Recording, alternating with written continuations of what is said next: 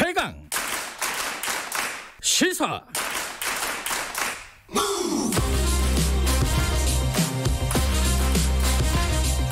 지금 여러분께서는 김경래 기자의 최강 시사를 듣고 계십니다. 네, 소설이라던 소설 쓰고 있네라는 소설이라던 아들 의혹이 논픽션으로 바뀌고 있다. 국민의당 이태규 최고위원이 말한 내용입니다. 추미애 법무부 장관 아들 군복무 시절 의혹과 관련된 얘기죠. 국민의힘은 어제 추 장관 사퇴도 요구를 하고 있고 관련된 얘기 좀 나눠보죠.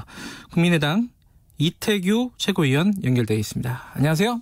네, 안녕하십니까. 네, 지금 국회가 문이 닫혔는데 일부죠. 일부 문이 닫혔는데 최고위원께서는 괜찮으신가요? 네, 어저께 일부가 통제됐는데 이제 오늘은 본청하고 의원회관은 해제가 된 상황이라서요. 예. 아마 정상적으로 이루어질 것 같은데 이게 이제 의원들이나 직원들 건강 문제도 있겠지만 네.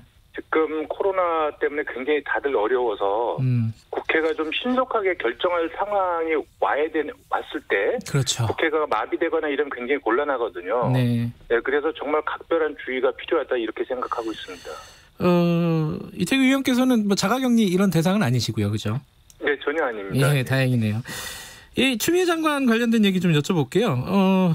이 추미애 장관 관련해서 이 의원도 굉장히 목소리를 높이고 계시지 않습니까? 이번 여러 가지 사안이 있어요. 통역병 문제부터 시작해서 휴가 문제, 그리고 자대 배치 문제, 여러 가지 의혹들은 나오고 있는데 이 중에 핵심은 뭐라고 생각하십니까? 핵심은 저는 이제 일반 국민들이 할 수 없는 반칙과 특권이 작용하고 있다는 거거든요. 네. 사실 우리가 보통 생각할 때 일반 국민들 자식이라면 네. 본인이 부대 복귀하는 날에 천연덕스럽게 집에 앉아서 전화 받고 또 엄마 보좌관 시켜서 휴가 연장 문의하고 또 그 휴가가 서류도 없이 연장되고 이게 불가능한 일이거든요. 네. 일반 국민들 입장에서는 네. 이런 일이 버젓이 우리나라의 힘 있는 사람들 네. 또 고위공직자들 그 자식들한테서 이루어진다면 이게 정상적인 사회는 아니라고 보거든요. 저는 많은 분들이 이제 이런 부분들에 대해서 심각성을 느끼고 또 굉장히 분개하고 계신다. 네, 저는 이렇게 이야기를 하고 있고요. 예. 특히 이제 이 부분이 지금 이 과정에서 만약에 추 장관이 거짓말을 했거나 네. 또 지금 사회자께서 말씀하신 대로 이제 추가적인 다른 의혹도 제기되고 있지 않습니까? 네. 이런 부분이 만약에 사실이라면 이분이 제1당의 정당 대표를 하셨던 분이고 네. 지금 법무부 장관직에 앉아 계신 분이잖아요. 네. 그런 분이 앞장서서 이 사회의 정의와 법치를 파괴하고 무너뜨렸다면 네. 저는 굉장히 심각한 사안이라고 봅니다. 네. 지금 김정인 국민의힘 비대위원장이 조국 전 장관을 소환을 했습니다. 조국 사태와 비슷하다. 이게 엄마 찬스, 아빠 찬스 이런 표현을 쓰면서요. 비슷하다고 보십니까? 드러난 의혹으로 볼 때 일단 둘 다 추미애 장관이나 조국 전 장관이나 둘 다 반치광이라는 점에서 공통점이 있고요. 네. 구체적으로 말씀을 드리면 지금 이제 부모의 경제 사회적 지위나 권력, 네. 이런 것들이 작용해서 자식들한테 특혜를 주고 그 과정에서 우리 보통 국민들의 행사가 불가능한 그런 반칙과 특권이 그 과정에 작용했다는 점에서 저는 사안의 성격이 같다고 보는 거고요. 네. 예. 어쨌든 이 부분이 일반 국민들한테는 허용되지 않는 부분들이 지금 이루어지고 있는 거 아니겠습니까? 네. 예. 이런 부분은 절대 용납해서는 안 된다. 그런 측면에서 저는 어쨌든 추 장관이나 조국 전 장관이나 문제가 좀 비슷하다고 보고요. 또 둘 다 지금 법무부 장관직에 있었을 적에 이긴 과거에 이런 부조리한 부분이 드러난 거 아니겠습니까? 예. 예. 여기에 대해서 이게 더군다나 이제 전직 장관이고 현직 장관이 연속해서 이루어지고 있는 거기 때문에 네네. 그런 부분에서 이 정권이 문제의 심각성을 정말 제대로 좀 느꼈으면 좋겠다. 이런 생각을 갖고 있습니다. 그러면 이태규 의원께서도 추미애 장관이 사퇴해야 된다고 보시는 거예요? 저는 사실 이 과거 이 사건과 별개로 그 전에 법무부 장관에서 보여줬던 어떤 자질과 역량, 또 검찰 인사, 또 국회에 와서 보여주는 행태, 이런 거를 보면 저는 사퇴하는 게 맞다고 생각이 드는데 이 사건만을 보면 아직 진실이 드러난 건 아니지 않습니까? 네네. 그래서 저는 사퇴보다는 법무부 장관에서 좀 정정당당한 자세를 좀 먼저 보여주는 게 좋다고 생각이 들거든요. 정정당당한 자세라면 어떤 걸 말씀하시는 거예요? 일단 본인이 떴다면 저는 검찰총장한테 수사주의를 해서요. 네. 동부지검이 빨리 수사를 매듭짓고 발표하라고 요구를 해야 됩니다. 아하. 이 간단한 사실관계 수사를 예. 9개월째 검찰이 하고 있거든요. 네. 이게 정상적으로는 있을 수 없는 일이거든요. 그래서 이 부분을 빨리 발표하라고 요구를 하는 게 맞고 네. 또 그것이 어렵다면 전 대통령께 예. 지금 내 아들이 검찰에 수사를 받고 있고 예. 내가 법무부 장관직에 있으니 이건 이해충돌 소지가 너무 크다. 네. 그러니 나를 한시적으로 좀 직무 배제를 시켜달라.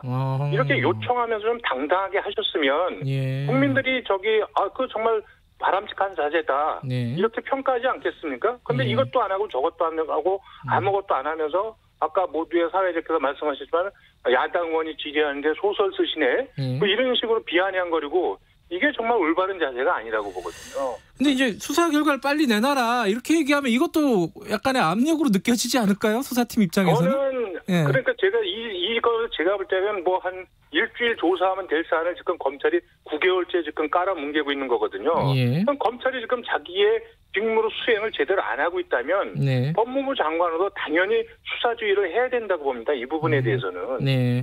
근데 이게 이제 상식적으로 안 맞는 일이 지금 벌어지고 있는 거거든요. 예. 추미애 장관이 앞으로도 보고를 받지 않겠다. 지금도 받고 있지는 않은데 이제 수사 상황을 이건 좀 부족하다는 말씀이신 거죠? 이런 거는. 아니 저는 특정 사건에 대해서 법무부 장관이 왜 보고를 받습니까? 원래 안 받는다.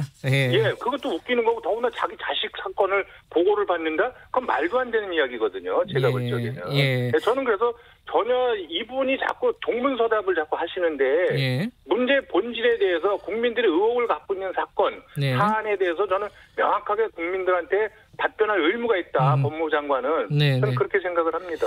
지금 말씀하신 해결책이 빨리 수사를 좀 매듭짓게끔 해라. 법무부 장관으로서. 그게 있고 또 대통령에게 직무 배제를 요청하는 것도 방법이다.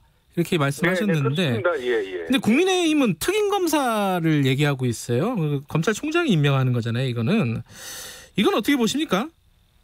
저는 이것도 이제 금방 말씀드렸다시피 이 간단한 사건을 검찰이 9개월째 수사를 하면서 질질 끄니까 검찰이 진실규명 의지가 없어 보이니까 나오는 말이라고 생각이 들거든요. 네. 그래서 저는 이걸 빨리 그냥 결정하면 특임검사까지 갈 이유가 없지 않겠습니까? 예, 그럼에도 불구하고 지금 이 부분을 검찰이 눈치를 보고 있는 거는 결국 법무부 장관 때문에 눈치를 보고 있는 거 아니겠습니까? 네. 이미 추 장관은 이 사건과 관련해서 저는 이해충돌 관계에 있고 네. 또 그전에 이미 이해충돌 행위를 했다고 저는 봅니다. 네. 네, 저는 그 검찰 인사 때 만약에 본인 자식계 문제가 있다면 그 동부지검에 관련해서만큼은 저는 검찰 인사를 유보시켰어야 되는데 그전에 지검장 차관을 영전시키고 지금 후임 지검장은 또 이 정권하고 코드가 맞는 사람으로 뭐 자타가 다 알려져 있고 네. 또 담당 부장검사는 다른 데로 좌천성 인사하고 이렇게 하면 사실 수사하지 말라는 그 무언의 압력이고 시그널을 준 거 아니겠습니까? 네. 저는 추 장관이 굉장히 잘못했다고 보고요. 예. 우리 옛말에도 그 오얏나 말에서 가끔 고쳐 매지 말라고 그랬지 않습니까? 네. 근데 추 장관은 제가 볼 때는 이거 뭐 가끔을 고쳐내도 너무 많이 고쳐냈어요. 그러니까 국민들이 자꾸 더 의심을 사는 거 아니겠습니까? 국민들한테. 근데 이게 이제 그 상식적으로 문제가 되는 것과 법적으로 문제가 되는 건 또 다른 문제잖아요, 이게. 그렇습니다. 그래서 이게 예컨대 검찰에서 법적으로 문제가 안 된다라는 만약에 결론을 내린다면 이게 그게 좀 문제가 이상해지지 않겠어요? 이거 어떻게 해야 될까요? 이게 상식적인 것과 법적인 거의 괴리 이런 문제는? 저는 이제 그 부분에서 이제 우리 이 정치의 도덕성, 공공성 문제를 이제 어떻게 볼 것인가. 네. 누가 봐도 반칙과 특권을 사용했는데 위법 사항은 아닐 수도 있는 거죠. 그렇죠. 예. 그래서 사법적으로 처벌 대상은 아닌데 일반 국민들이 봤을 적에는 저건 무조건 잘못됐다. 굉장히 문제가 심각하다고 보는 부분이 이제 도덕성에 관한 문제 아니겠습니까? 그럼 공직자라면은 저는 그 법적인 위반 문제 이전에 도덕적 기준이 우선돼야 된다고 보고요.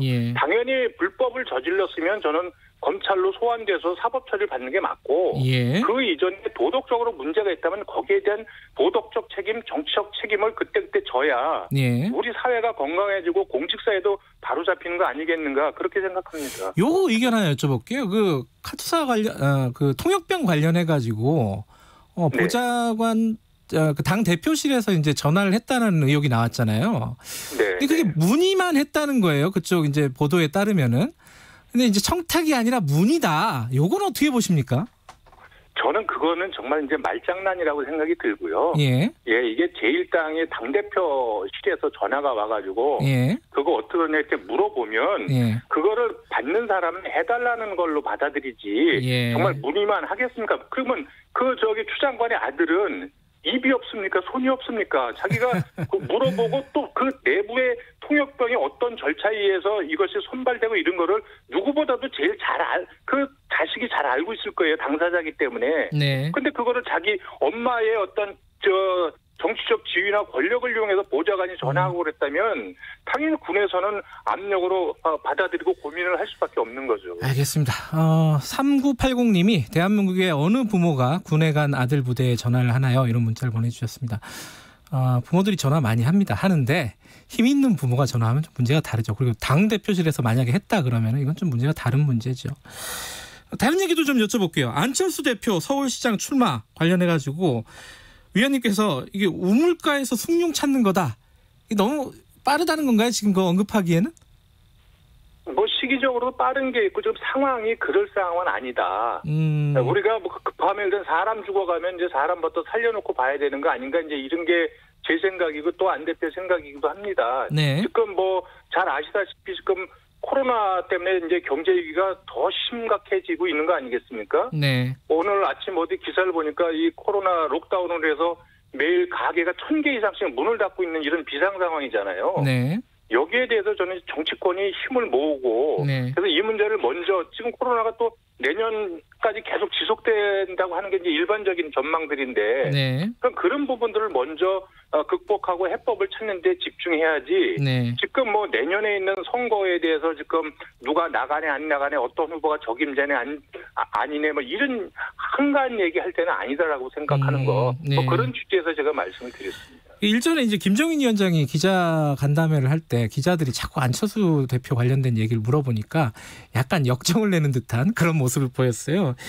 이 김종인 위원장은 이 국민의당과 이 연대, 합당 이런 부분에 대해서 소극적이라고 보십니까? 지금 어느 방향으로 지금 얘기들이 좀 진행이 되고 있다고 보세요?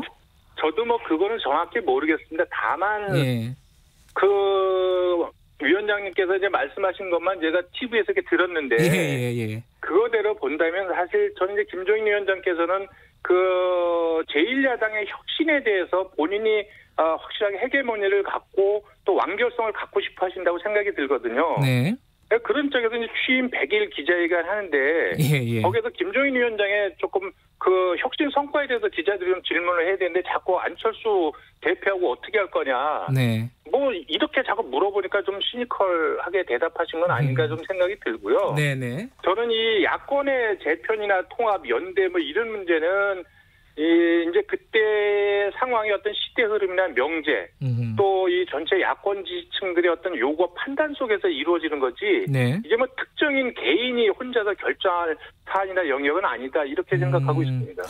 그러니까 지금 이제 만약에 서울시장 물론 이제 위원께서는 지금 서울시장 얘기하는 게 좀 너무 빠르다. 지금 상황이 그런 상황이 아니다라고 말씀을 하셨지만은 이 서울시장 관련해서 안철수 대표가 하고 싶으면 당에 들어와라 이런 취지로 얘기를 했단 말이에요. 김종인 위원장이. 이런 부분도 가능하다고 보세요. 그러니까 일종의 흡수 통합 같은 형태가 되겠죠. 그러면은. 어떻게 보세요? 저는 그런 부분에 대해서 저 개인적으로도 그렇고 안 대표하고도 논의해 본 적도 없고 또 안 대표가 그런 부분 거론한 적도 없습니다. 그래요? 그래서 이거는 정치 일정이 다가왔을 적에 네. 어떤 명분과 내용이 일단 중요하다고 생각이 들고요. 예. 그 속에서 그러면 어떤 형식이 좋겠다. 네. 아니면 각자 다른 길을 가라. 네. 이런 쪽에 이제 야권 전체 지지층들의 요구와 판단들이 있을 거라고 보고요. 네. 그 부분을 감안을 해서 판단하면 된다 이렇게 생각하는 거지. 지금 그런 부분을 가지고 저희가 아까도 말씀드렸지만 초보적인 어떤 것도 지금 이루어지고 있는 게 없거든요. 네. 그런 상태에서 저희가 지금 어떤 형태가 좋다 이런 것 저런 건 아니라고 생각이 들고 모두가 어떤 이게 연대나 재편이나 이런 거에 필요성을 느끼지만 또 그런 부분들이 국민의 공감대를 얻지 못하거나 네. 또 각각의 윈윈하는 이런 상황이 아니라면 네. 또 그건 각자 자기 길을 가면서 또 국민의 평가를 받는 수밖에 없는 거 아니겠습니까? 정치라는 것이. 예. 네. 지금 안철수 대표가 다음 주에 장제원 의원이 하는 포럼에서 강연자로 나서잖아요.